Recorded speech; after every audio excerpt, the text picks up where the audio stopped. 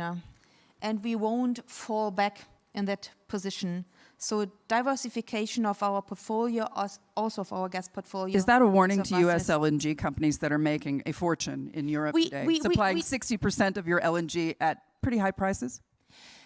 We have treaties with LNG companies from the United States, definitely, and we did it during my last visit to the United States.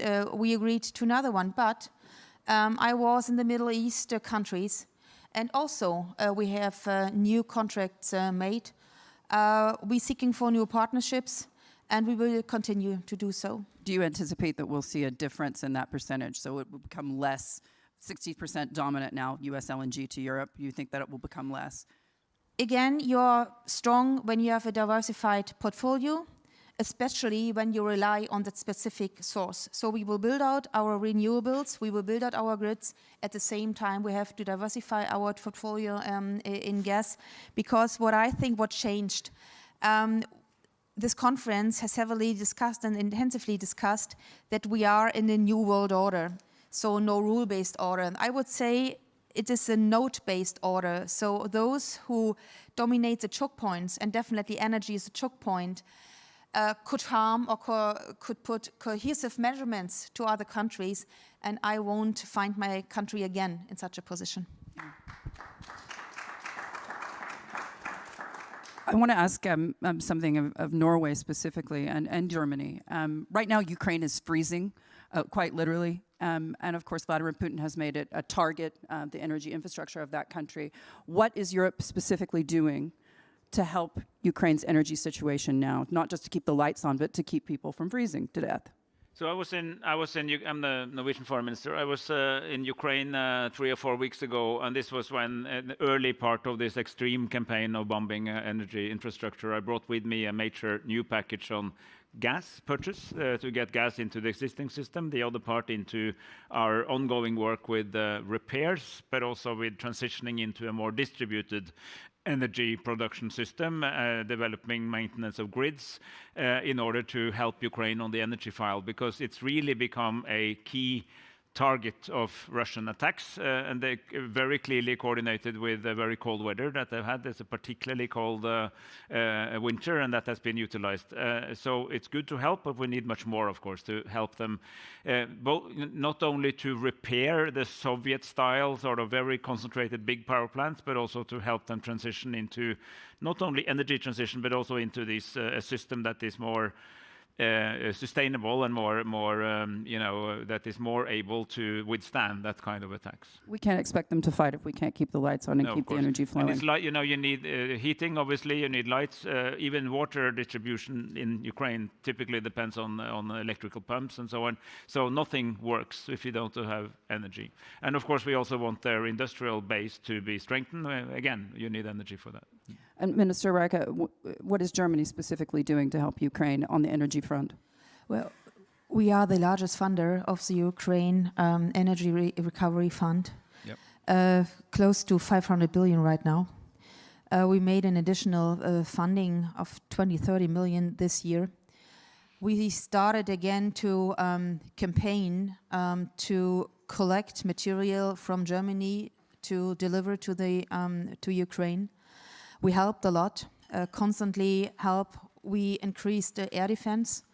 I mean, it's a shame, but the best protection is to have air defense around the large heating systems and power plants. Right now, for instance, my former company, where I served until I stepped minister, we had a delegation from Naftogaz to train them. So we do a lot. But to be honest, Russia could succeed in that way that they are now capable to send nearly 500 Shahid drones per night, just attacking the grid infrastructure, the heating system, and to replace that in that speed is a challenge. Also, stockpiling within Europe got empty over the years, so we have to restockpile that we can deliver further support, and we have now prepared for the next winter. That is my learning from this winter. We have to prepare to better support the supply chain. Jarrod, you sit very close to the Oval. Any guidance on when we could see an end to this conflict? Well, I would say, I mean, the energy is the great tool to do that, and what we're doing with the vertical corridor and getting gas into Ukraine is a huge leverage point. And so this is a big part of the energy dominance agenda, and it's exactly what I was talking about, of how this president has used energy as a diplomatic tool like never before. And I want to give a shout out. The Greek energy minister is right in the front row here. I mean, we're as much as I love coming to these conferences and talking about these issues, I much prefer going to an LNG facility and seeing the import come in. And that's what this is all about. Deals. It's a relentless pursuit of deals. And so what we did 2 trips to Athens last year. We had all the energy ministers from Eastern and Central Europe specifically to talk about deals and how do we get the gas flowing from Greece up into Ukraine and from Poland over into Ukraine.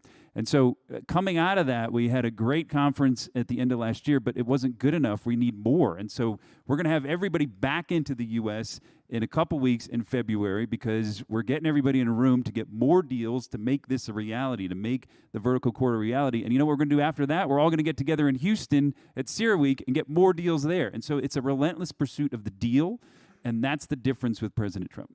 I want to follow up on critical minerals. Minister Wagner, when you think about what happens next, we're talking about securing supply chains. There is still, though, a lot of concern that those deals, as Jarrod was mentioning, are going to get hijacked by the wrong actors, and the people of these countries will not actually benefit from their own resources. How do you ensure that doesn't happen in DRC?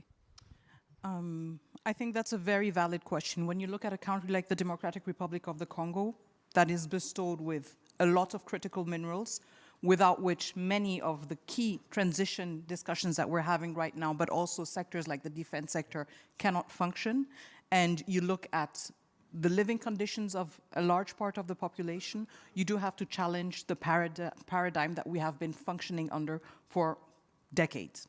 And this is where our current administration is shifting the paradigm towards having an approach that is not only based on the extraction of natural resources, which has been, if you want, the status quo for decades, but it is about occupying, as the Democratic Republic of the Congo, a greater space on the value chain. So not just being the point where natural resources like cobalt, like lithium are extracted, then disappear into the world markets, and then where the big decisions are taken, but actually occupying more space. That means transforming, having first levels of transformation in the DRC, investing in human capital, but also investing in a broader ecosystem, which means that when you do not focus only on extraction and you broaden the scope that you occupy, you focus on human capital, you invest in people, you invest in environment, you invest in communities, you also invest in infrastructure. We have the Lobito Corridor, which is one of the flagship projects binding together 3 countries of the sub-region, which is not just an infrastructure project, it is one that actually brings in connectivity and many other aspects. So I think this is where the administration and the vision of President Tshisekedi has been a radical step away from what has determined the extraction and the politics of natural resources in the DRC for many decades, shifting towards an approach that is more people-centered and an approach that seeks to occupy a greater space on the value chain, and which also means that the DRC then also has the ambition to be part of these conversations. Because when you're just the extraction point, you're no longer part of the conversation. And yet we realize that in a world that is increasingly connected, of course, but also characterized by interdependencies, we have to diversify, and part of diversification is precisely listening to more voices. And so our ambition is to be more present, and therefore to have a voice that is better heard and that can echo some of the perspectives that are not necessarily always visible or audible. How quickly will the people at home reap those benefits? I think we're seeing, rapid changes and transformation in the landscape already. I think a lot of new actors are stepping in. We're very happy to be working very closely with the Trump administration. We have signed off in December a bilateral strategic partnership, which means that we will look forward to working much more closer with the Trump administration, with the US administration on the extraction and adding value to natural resources, which means that we are moving away from a landscape that was dominated by a few stakeholders to one that is much more diversified. And it means that for us, the added value is having new partners join us in the DRC, means that we're bringing new principles, we're bringing new standards, and it means that we shift the landscape also, and we shift the thresholds and the conditions. And so our hope is that very rapidly we will have a trickle-down effect that will have repercussions on our communities, but also will help us influence the actors that are already on the ground to say we are raising the bar. And so it's not just about welcoming new stakeholders and new partners that come with other approaches and standards, but also using that as a leverage point to improve the general conditions with other partners that have been present for a longer time. So this is something we're working on very closely with the US administration, but at the same time, when we have projects like the Lobito Corridor under the flagship of the EU Global Gateway Strategy, it also means that we're inviting stakeholders from the European Union that are occupying and that are playing a bigger role in the DRC. And so we're very optimistic that working hand in hand in a constructive and a frank manner, which is not always easy, but still in a constructive and frank manner with more partners will help us have dividends that materialize much more faster. When you think about what happens next in Argentina, you're also working very closely with the White House, with the Trump administration, to further your energy aims. In your mind, how does Argentina deal with backlash when it comes to the nuclear program? Because there is pushback at home. There is. I mean, it's very interesting, the discussion that we're having today in a global situation. We were last week in Washington. All of us were in Washington for the critical minerals meeting, and it's great that we were all put together in looking at a common framework to look at the critical minerals and also the energy sector as a strategic proposition. It's not about commercial, it's not about trade, it's not about having projects that are standalone by themselves. Everything has to have today a strategic purpose, because it is critical to our future growth, to the future growth of the West. And that's why we cherish our strategic partnership with the US. We have also put together conditions in Argentina that we haven't been able to put for many, many decades. Argentina is renowned, or infamously renowned, for having not been able to commit to a stable framework. For the last 2 years, we've been able to do that very aggressively, and we have been able to create the conditions for our critical minerals sector to be, of attraction of investment. We have the largest lithium reserves in the world. 20% of the global reserves are in Argentina. We sit at the lithium triangle between Bolivia, Chile, and Argentina. I mean, we've always had the resources. We always had the human capital. We haven't been able to put together the conditions that make Argentina a place to invest in the long term. Mining investment is a long-term proposition. Through an investment regime that we put forward, what has happened is we have given that time horizon. With our macroeconomic stability, we have also been able to lower the cost of capital, bring in financing, and attract significant global players. BHP, Rio Tinto, Glencore, they're all looking at projects in Argentina, and they're already investing. And that's why we, from the government perspective, celebrate the fact that we are signing MOUs on critical minerals, being able to attract energy. We are pleased to be able to become another diversifying proposition in your energy matrix, because that is what the West should be looking at in protecting ourselves and protecting our growth prospects, because at the end of the day, that is what's going to happen. When Jarrod talked about energy dominance, it is very important to what has happened in Venezuela and the use of that energy dominance in being able to generate change. Yeah.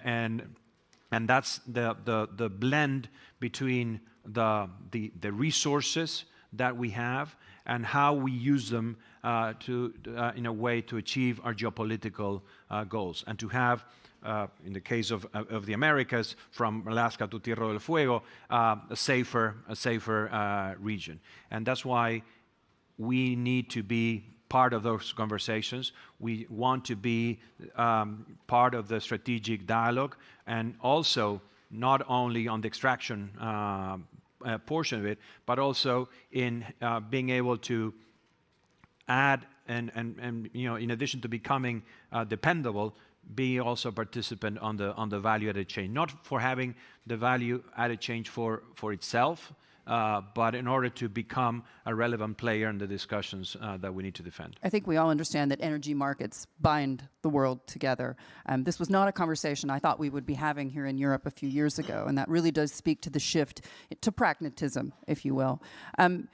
But is it a shift too far, and are they sacrificing their climate goals to get there?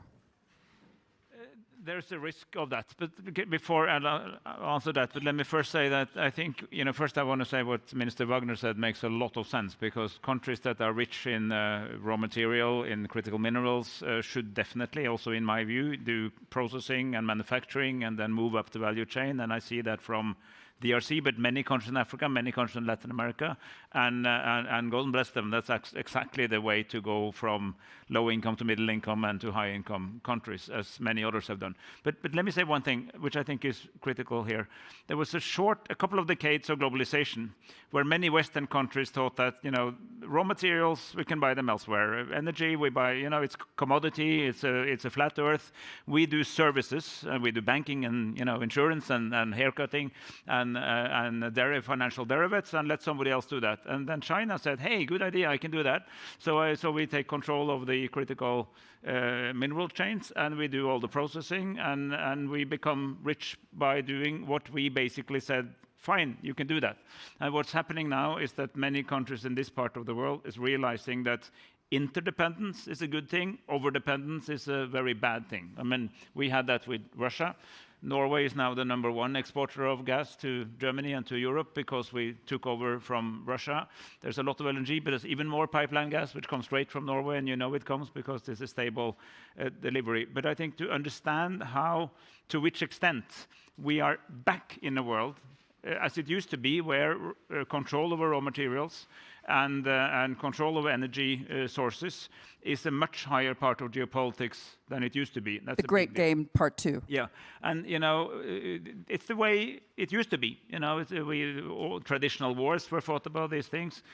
Peace agreement. Why was the EU started as the coal and steel community? For exactly that reason. Or Euratom a few years later. It's all about doing this, but then we forgot, and now we're rediscovering it. That this is critical to politics. But then to your question, there is a certain risk now that this new drive is then challenging very important climate goals. It doesn't have to, because as you said, you actually need more raw materials and more critical earths in order to do the 21st century stuff, and not only the 20th century stuff, which is batteries, photovoltaic cells and windmills.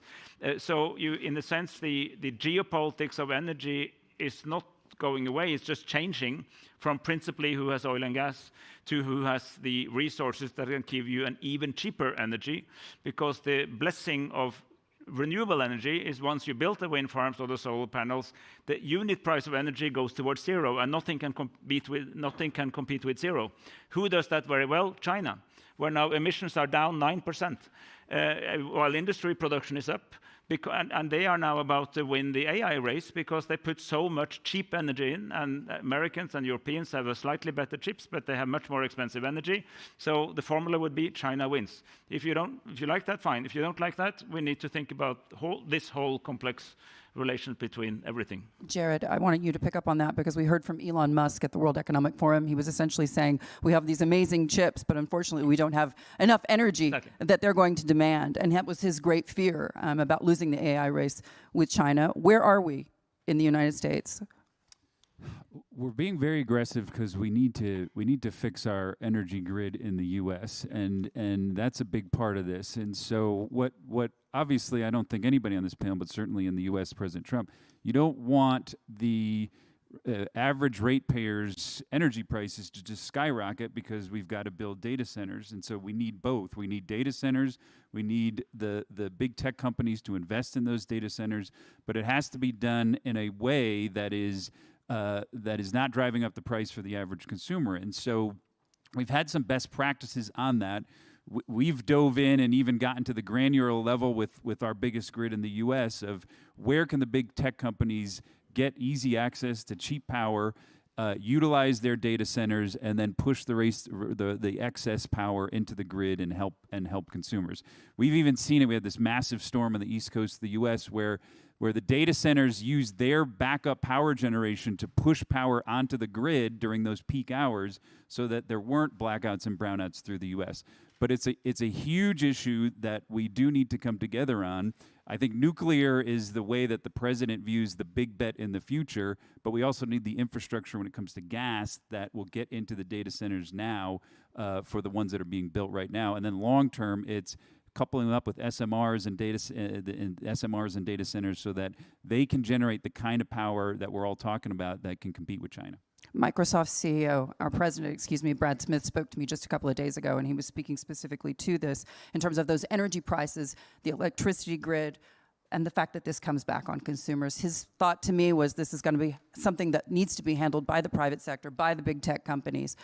What's the Trump administration's view on this? Is this something that's going to have to, the tab going to have to be picked up by the private sector? Yeah, it will, but it does need to be a coalition. And so the effort we just did, we had 13 governors, Republicans and Democrats, who all agreed with the overall goals we talked about. It ultimately is going to need to be the private sector, but the pressure from Republicans, Democrats, what party you're on, the president in the Oval, to ensure that the utilities are working with the big tech companies so that these systems can be put in place and that there are protections there so that none of the residents in any of the countries we're talking about their prices are driven up by these data centers. Are those prices going to cost Trump the midterms? No, because we're engaging pretty heavily on it now. You know, electricity in the U.S., there's a divide. There are blue states which have not invested in critical infrastructure. That's mostly the northeast of the U.S. and California. Those states drive up the energy prices almost 3, maybe 4 times fold versus the rest of the states. So you got states like Texas, Pennsylvania. Those states have access to gas. They have access to low power. If the infrastructure can't get from Pennsylvania to Massachusetts, Massachusetts has some of the highest electricity prices in America. Massachusetts is importing foreign gas to get into Massachusetts when all they need is a pipeline to get from New York into Massachusetts. So when we had this big storm, the Massachusetts had to get gas from another country instead of getting it from Pennsylvania, which is the next state, which is 2 states over. So that's the kind of stuff that drives up energy prices. The President Trump is the one that's trying to fix it. But 2 quick points. One on America, which is a fascinating fun fact. There's much more renewable energy production in Texas than in California, which is probably not ideology, right? It's economy, because it makes sense, because you have access. But what's absolutely important, and where Europe is now investing heavily in grids, because you need to move, when you have several sources of energy, there's wind one day here and sun here, not the same time, you need a broader grid. You have a big country, but 50 states, but Europe is now deeply going into grid development, and grid politics requires trust and arrangements and agreements between the different producers and a strong will to understand that it's an all of the above thing. It's not ideologically pro-gas or pro-windmills. You use what is smartest and let all these technologies move. But again, the cheapest energy in the long run will be the cheapest. This is not ideological. It has to be renewable. And if China excels on renewables, the West has a problem because you can't compete with zero. So I would like to jump in the grid issue. What Europe's advantage is definitely is that we have overall, and we connected Ukraine before the war, which now saves Ukraine. We have the most integrated and advanced electricity grid and the most connected gas grids. So the infrastructure in Europe is not only of utmost importance, it is a powerful tool. and we should do our best to improve this. First of all, to invest in even more TSO capacities, so connect really from Norway down to Italy, from Ukraine down to all the way to Spain. Invest in storage and make our system within an integrated European electricity market as much as function as we can. That will definitely lower the prices, and that is the example you just made. If you are not connected, you in certain situation have enormous cost to cover that you're not connected. The EU will present a large grid package. We have then to follow. There's one side of the coin I would like to mention. Volatility has a price. Volatility means that you never can really predict when the wind is blowing, when the sun is shining, but you have the demand. And you have to invest in a capable grid infrastructure, storage, and baseload. Yeah. And that will then sum up to the system cost. And what we have to do in Europe to be better at our system cost, not to invest in a place where it doesn't make sense, for instance, to invest in sunshine, but it would be better to invest in wind. And that we have to we have to improve this. Grid planning, also planning of renewables, I think then we see a further bringing down our cost of the overall electricity and the energy system. Amen. And finally, before I let you guys go, I want to ask you specifically about something that we have been talking about at the Munich Security Conference for many years now, since Vladimir Putin's invasion of Ukraine. How effective in your mind has been the legislation which has tried to starve his war machine? And I'm talking about sanctions on oil, because it seems to me that President Trump has done more in the last year to affect the starvation of his economy, at least when it comes to oil, than we managed to achieve in the last few years. Yeah, I would say the moves on Lukoil and Rosneft were very strong, and hey, I get questions every day of people that want to come in and buy up those assets, and so the interest is there.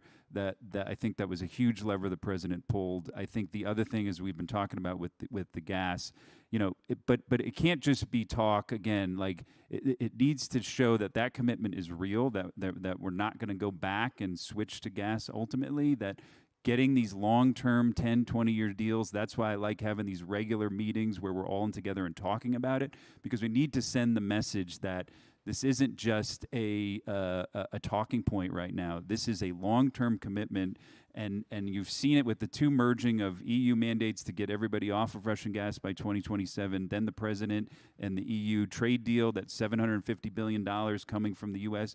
I mean, all of these things are merging and showing an example to the world and to Russia that this is a real commitment. We're not turning back on this. We want 10, 20-year deals to have these long-term energy partnerships. I know that we're close to time. We only have 5 minutes left, but I do wanted to give the floor to some questions. If we could move a microphone right over here to this gentleman. Thank you.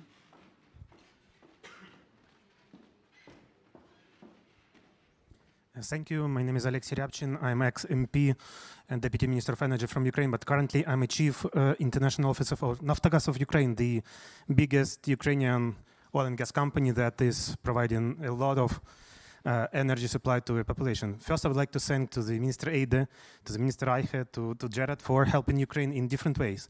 Norway is the biggest contributor on like pro bono basis, for example, to supply gas to Ukrainians, so like more than 500 million euros for the several years, not taking into account the equipment that we received, which helped to like people just to survive. For Katherina Reiche, like she visited our location somewhere in Ukraine that was destroyed, and like she kept her promise by supplying some of the equipment to restore its production. Thank you very much. It's moving. So, and Jarrod and colleagues help to secure the vertical corridor tariffs into the one structure line, and we made our first deal with our Greek counterparts, and the LNG tankers are coming also to help to survive this winter. Our next request, please don't stop helping us commercially, pro bono, etc. We need equipment. Like Russia destroyed equipment worth more than like $1 billion USD. gas extraction, gas compressors, like we have colleagues from electricity sector here, like electricity transformer. This is what we need on a pro bono, on a commercial basis, but please, with a great XIM and DFC conditions, comparative to the EBRD and EIB, which we now have a bit of problem, but like we can work it out. And maybe the question, like what we can do more to kick out Russian molecules from Europe, using also the Ukrainian infrastructure, underground storages, and many others to link this beautiful infrastructure, as you mentioned, into the transatlantic partnership. Thank you. Don't worry, XM and DFC are going to be in that room in February with Stavros and a bunch of people. We know that that is a huge tool that the U.S. has, and like I mentioned on critical minerals, I mean, President Trump just did the biggest XM deal by double, and so he's willing to use XM to get that infrastructure that we need. Minister? Yeah, so I couldn't agree more. So we will spend money, we will spend equipment. As I said, we have to stockpile again. We have to leverage our production. We have to be aware that also the transport collecting, transport paying, that we have to improve and to accelerate the processes. And at the same time, start to transform also the way of energy production. The more decentralized energy production is, the harder it is to catch with one hit a whole city. And so we have to do both, stockpiling, financing it, and try to decentralize both heating and electricity to prevent the Ukraine from being harmed from one hit. Unfortunately, we have to call time, and I do apologize to my questions. Thank you, ladies and gentlemen, so much, Your Excellencies. Thank you.